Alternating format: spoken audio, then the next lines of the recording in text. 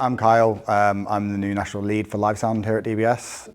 Best thing about DBS for me is that my predecessors are long-time friends of mine, and I've got a really good sight of what the course was built upon and the same principles, and they sit with my ethos basically. You know, over the years, I've done a lot of live sound stuff at all sorts of scales to really big stuff, and generally known for doing slightly weird or innovative or stuff that no one else would touch with a barge pole. Kind of passion for the tech and also making it accessible, which is where that fits really well with the course, because in my own company, limited in staff, limited in time, limited in budgets, like the real world. So finding ways of making it more usable, more repeatable, and better delivery with the equipment we have, and more consistency and stuff has always been important to me. And that's really the basis of this course here. I myself didn't go to school properly for this stuff until I was in my mid to late 30s. Been doing it for nearly 20 years at that point. Eating some humble pie and going, hey, maybe I need to cement the knowledge that I have and figure out the gaps in it and make it interesting and do some science or research that supports my ideas or potentially squashes them. But the thing with the live sound industry is having young blood is actually really important.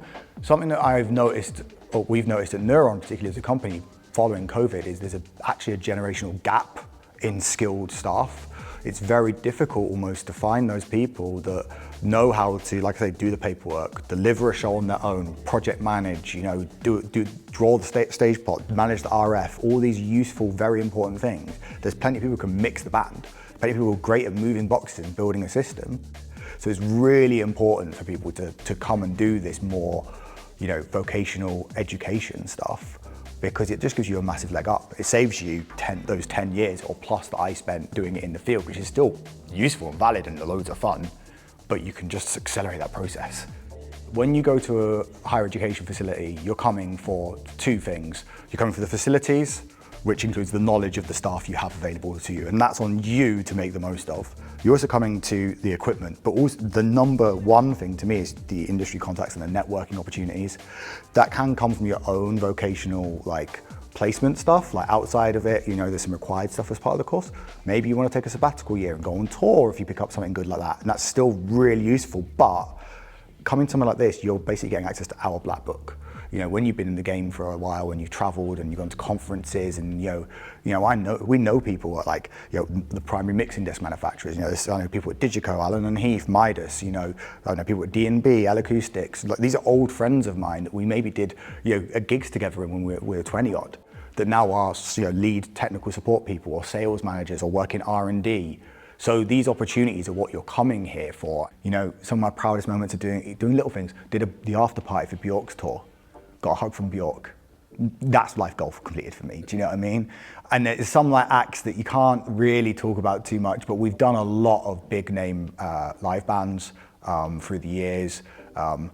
Stuff like being on side of stage with a friend who did the RF and management and monitoring for Foo Fighters, do you know what I mean? And getting to meet those kind of guys and go for catering with Dave Grohl, that kind of stuff. But then in the electronic music scene, did Outlook and Dimensions for 10 years.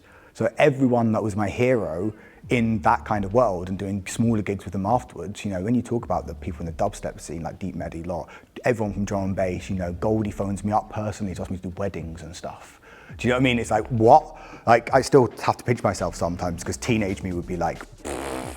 Do you know what I mean? So these are the proudest moments, but really, if I had to pick anything, it could be any festival where at the end of the job, you're sat with the guys and girls that you've worked with. Do you know what I mean? You're like, job well done. And you get a bit of feedback from the production manager, or better yet, the punters on the socials going, that was amazing. Do you know what I mean? We had a noise limit, but it sounded great. That kind of stuff, You're pulling the impossible off week in, week out. Do you know what I mean? There's people who go, this could never work. It's always to the wire. If you're not careful, you're out there with your mates, you're traveling the world, you're seeing new faces, meeting new acts, hearing great music, sometimes not so great music, but finding a way to sort of know what is about the music's about, even if it's not your thing, and amplify that is a good skill and really satisfying.